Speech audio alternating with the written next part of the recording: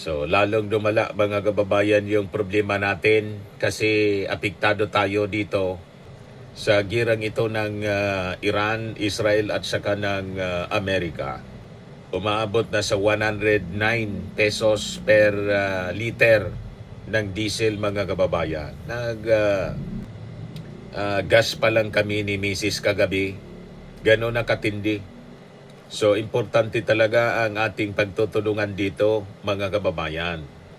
Kasi sabi ng ating Pangulo, wala man ito sa ating kontrol na gira. So, ang pwede natin gawin, yung mga within our control.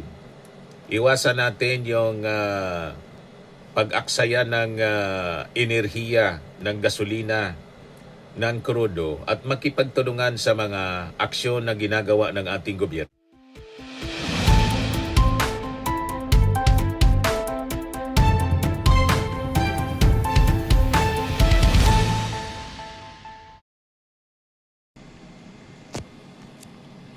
Hello po mga kababayan, si Dante Maravillas. Breaking news ngayon mga kababayan. Sabi dito sa report ng Inquirer, 14 minutes ago pa lang, Trump threatens to destroy Iran's key South Pars gas field if there are further attacks against Qatar's main gas plant.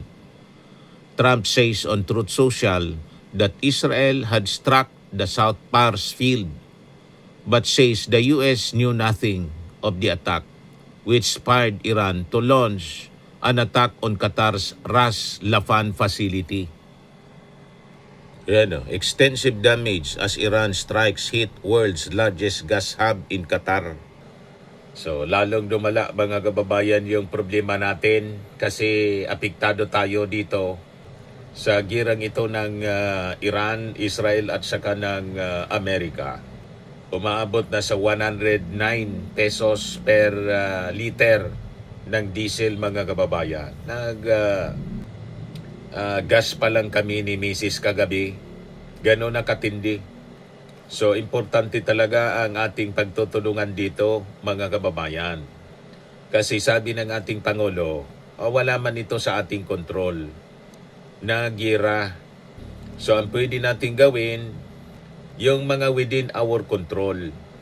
Iwasan natin yung pag-aksaya ng enerhiya, ng gasolina, ng krudo at makipagtulungan sa mga aksyon na ginagawa ng ating gobyerno. So ito yung report ng AP. Strikes hit world's largest natural gas field in Iran and Tehran retaliates with more attacks. Yan siya po. Mga kababayan, South Pars, world's largest natural gas field, targeted, sabi po dyan. It contains 51 trillion cubic meters of natural gas. So yan yung Qatar. Mga kababayan, tinarget siya. So sabi diyan sa report, Iran broadened its strikes on major energy facilities in the Middle East. Nagwawala na po ang Iran, eliciting strong warnings from Gulf Arab states that called it a dangerous escalation that threatened to draw them into direct combat with Iran. The strikes come after Israel killed Iran's intelligence minister and reportedly attacked the world's largest natural gas field in Iran as the war escalated pressure on the region's economic lifeblood, yung energy. President Donald Trump said that Israel would not attack South Pars again, but warned on social media that if Iran continued striking Qatar's energy infrastructure, the US would retaliate and massively blow up the entirety of the field. So banta mga kababayan ni Trump, I do not want to authorize this level of violence and destruction because of the long-term implications that it will have on the future of Iran, sabi po ni Trump. Qatar, Saudi Arabia, and the United Arab Emirates all denounced the Iranian attacks targeting their natural gas fields, with Saudi Arabia's top diplomat saying assaults on the kingdom meant what little trust there was before has completely been shattered.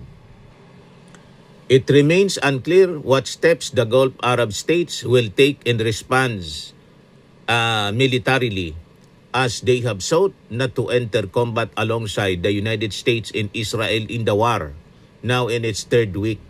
While Israel did not claim the South Pars gas field attack, Defense Minister Israel Katz promised more surprises Thursday after saying it killed Iran's intelligence minister na si Ismail Katib in an earlier airstrikes, and it works to decapitate the leadership of Tehran's theocracy. So palalang palala na po at nagwawala na mga kababayan yung Iran. Gustong idama yung lahat ng mga Arab states, Gulf states mga kababayan. So as a result of this, yung price ng petroleum surged another 5% to over 108 US dollars a barrel on international markets as Iran continued to squeeze the Strait of Hormuz shipping channel through which 1/5 of the world's oil travels. So sabi dito sa balita, Iran vows full-scale economic war attacks world largest gas fields. So gustong paluhurin ng Iran ang buong mundo sa pamamagitan ng pag-destroy sa mga gas fields. Para damay po ang buong mundoan niya, i-destroy namin lahat ng mga imbakan ng petroleum, pati mismo yung mga gas fields, pati ng kanilang strategy. At ito pa yung balita na talagang very alarming mga kababayan. Yung WHO, World Health Organization, is now preparing for the worst case nuclear scenario. Sabi niya sa report ng news.com.au, Australian News Organization. As the war continues to spiral, the World Health Organization is now looking into a catastrophic scenario not seen in 80 years. Nuclear scenario na mga kababayan yung pinag-uusapan ngayon. So talagang kahindik-hindik. As the Iranians mga kababayan, nando na sa full-scale economic war. Gusto niyang isabotahe yung lahat ng supply ng petroleum in the Middle East para masaktan po ang buong mundo. Lahat ng bansa gusto niyang idamay na mga kababayan. Nagwawala na. Totally nagwawala na po yung Iran. Yan ang sabi dito. Iran vows full-scale economic war after world's largest gas field attack. The price of Brent crude, the benchmark of oil price, rose above 109 US dollars a barrel on Wednesday morning US time after a major gas complex in Iran was hit by Israel. Just last month, Brent crude was around 70 US dollar lang a barrel. Iran has vowed to hit several gas and oil facilities on the Arabian Peninsula in return a threatening full-scale economic war. Qatar said Israel's attack was dangerous and irresponsible. Yung Saudi Arabia, mga kababayan, ay nagbanta na. Yan paubos na niya yung aming pasensya. Sabi po ng Saudi Foreign Minister. Saudi Foreign Minister warns Iran that patience in Gulf not unlimited amid the attacks. Saudi Arabia Foreign Minister warns that regional neighbors have significant capabilities with which to respond to Iran's aggression. Napipiko na mga kababayan yung Saudi. Kaya marami tayong mga kababayan dyan sa Saudi Arabia. Handa kayo. Baka mag full-scale attacks na din mga kababayan ang Saudi Arabia. Sumama na mga kababayan sa gira. Ayan Saudi Arabia's Foreign Minister Faisal bin Farm Al Saud has warned Iran that tolerance of its attacks on his country and those of neighboring Gulf states is limited, calling on Tehran to immediately recalculate its strategy, warning that Saudi Arabia and other Gulf states have very significant capacities and capabilities that could be drawn on should they choose to do so. Sabi po ng Foreign Minister sa isang news conference kanina that Iran had carefully planned its strategy for striking regional neighbors despite denials from Tehran's diplomats. Sabi ng prinsipe, mga kababayan, the level of accuracy niya in some of this targeting, you can see in it our neighbors as well as the kingdom, indicates that this is something that was premeditated, pre-planned, pre-organized, and well thought out, sabi ng prinsipe. I would not going to lay out what would and would not precipitate a defensive action by the Kingdom of Saudi Arabia, because I think that is not a wise approach to signal to the Iranians, sabi po ng foreign minister. But I think it's important for the Iranians to understand that the kingdom, but also its partners who have been attacked and beyond, have very significant capacities and capabilities that they could bring to bear should they choose to do so. Ang pasensya namin niya ay hindi man unlimited. Nagpapasensya lang. Yan dami nating mga kababayan dyan sa Saudi Arabia, mga OFWs, over 700,000 ang bilang po. So kung maglabo-labo na ng todo, ang daming affected natin na mga OFWs dyan po sa Saudi Arabia. Yung Saudi Arabia pa naman, mga kababayan, yung Saudi Aramco, party tayo dyan sa company yan.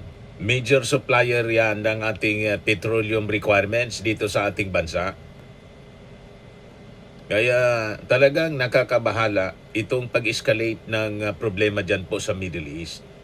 Kaya seryoso itong pagbabanta ng Saudi Arabia. Sabi ng prinsipe po, the patience that is being exhibited is not unlimited. Though they, referring to the Iranians, have a day, 2 or a week, I'm not going to telegraph that. I would hope they understand the message of the meeting today and recalculate quickly and stop attacking their neighbors. But I am doubtful they have that wisdom. Prince Faisal's warning followed a meeting of foreign ministers from Arab and Islamic countries in the Saudi capital earlier in the day to discuss the expanding war in the region, which on Wednesday saw Iranian attacks on Gulf energy sites, including Qatar's Ras Laffan gas facility, where significant damage was reported in the United Arab Emirates Habsan gas facility. So Iran is waging an economic war, mga kababayan. Gusto niyang saktan buong mundo sa pamamagitan ng pag-atake, mga kababayan, sa mga gas fields. Hindi na yung military target talaga yung ginagawa. Talagang terrorizing the whole world na ang ginagawa, mga kababayan, ng Iran.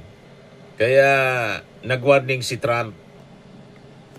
Trump threatens to destroy Iran's key South Pars gas field if there are further attacks against Qatar's main gas plant niya.